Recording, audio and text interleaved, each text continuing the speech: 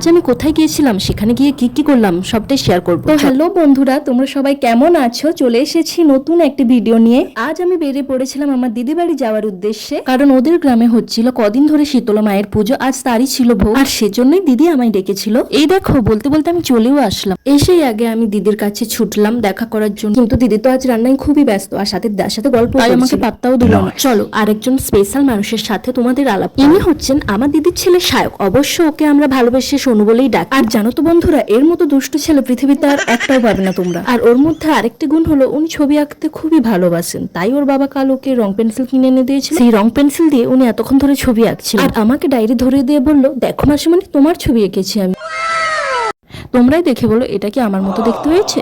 ওদিকেও খেলা করুক, তো চলো তোমাদের আমার দিদির রুমটা ঘুরিয়ে দেখাই।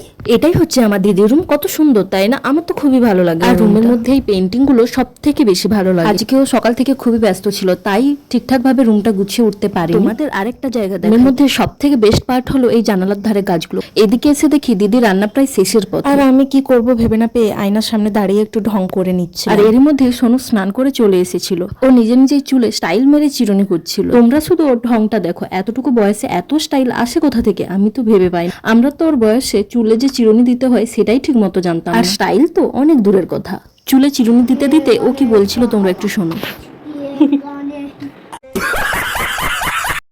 A few moments later.